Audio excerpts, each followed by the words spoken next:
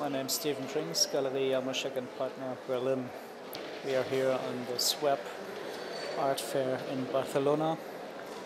And just wanted to present some of our artists represented by the gallery.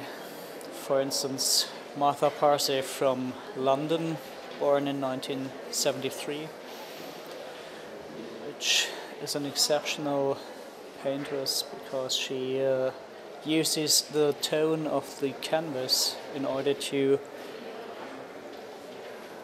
create a certain kind of color in her paintings, which is obvious here in that copper red hair together with the orange circles and in the face and the surface of her teint. The same goes for Cierpka, born in 1966 from Germany, which is presented here with that heaven, which is kind of Baroque heaven combined with this structure above, which holds its balance between figurative art and abstract and semi-abstract parts of the painting. And as the last position, I wanted to present Berit Myrebí from Norway, which is to be seen here with her work Broken Mirror, number 7. And it's painted on aluminium. First, you could think it's in print on metal, but in fact it is a combined technique which she developed. It is first etched and then printed over with a certain color made from copper, which sticks on the very shiny surface of the metal plate. And thus she creates these reflections in her paintings, which makes the painting first vivid, and secondly, it is the old promise of all painters to get the viewer of a painting into the picture, to make him part of the image.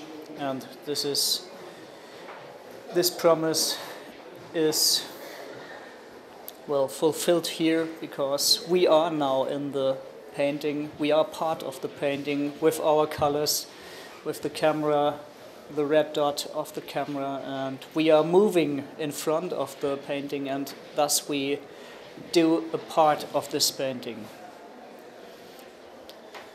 Last order would be here Meyer from Brasilia, although the name sounds very German.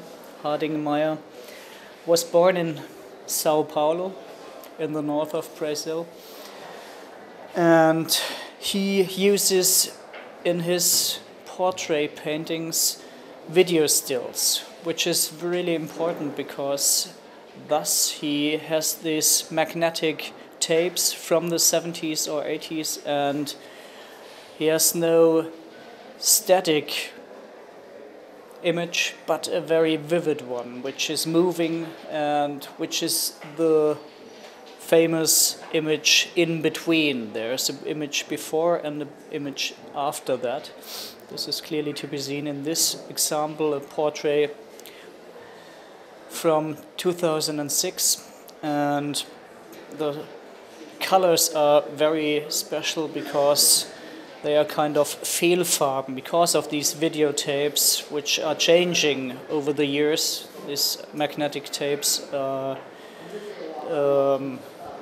changing chemically, and thus he has these strange kind of colors, which are always a kind of mixed colors. And these colors in the background appear in the face again, in the hair, and have this wide range of different red tones in this case, or blue tones or green tones in his other portraits, which are represented in the face and the hair as well. Then there are two other examples of paintings by Cierpka, which can be seen here. very recent ones. The left one, the boy here in the pink t-shirt, is called Lights. It's 40 times 50 centimeters big, and it's all on canvas. And he uses photography as a kind of inspiration for his paintings, but has this kind of, well, balance between sharpened parts of the painting and unsharp. For instance, to be seen in these lights here in the background, where he has different kind of reflections. The dots, the circles are always appearing in his paintings. It's a kind of trademark of Patrick Cierpka. Here the red dots, which appear again in the background with these dots of light. Then we have these harsh combination of a pink tone in this t-shirt and the petrol blue in the curtain of the background. And these dots appear again in the right one here, called Nachtreflex. Again, photography from a discotheque in Berlin is the first step of this painting, and it is enriched with these circles flurrying around the girl. And as we just said, there's always movement in the paintings of Patrick Cierpka, and it's a kind of dense atmosphere he creates in his very youthful kind of painting. We're standing now in front of one of the biggest wall drawings by Markus Putze from Nuremberg, South Germany. He did so far 5 times 4 meters big, and he did this wall drawing especially for the art fair here in Barcelona, the Swab.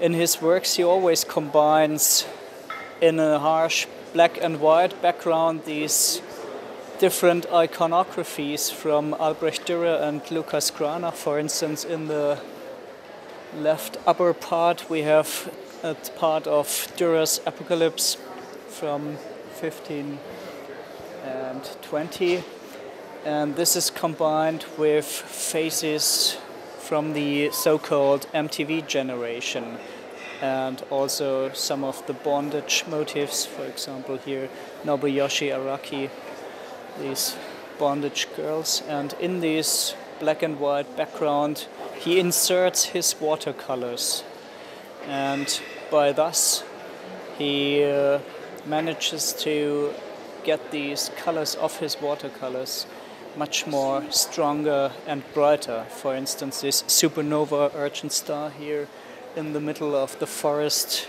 glows in his deep dark red, or the forest itself in a dozen of green tones is filled up with faces. In these trees we can see hundreds of faces, and this is the same idea than Leonardo da Vinci, for instance, invented it with this kind of structure analysis in surfaces. As Leonardo da Vinci said, you only have to look 5 minutes in the dirt and you will find hundreds of faces, or you have to look in the heaven and view at the clouds and you see in the clouds these faces. And this is the kind of structure analysis which interests Markus Putze in his work.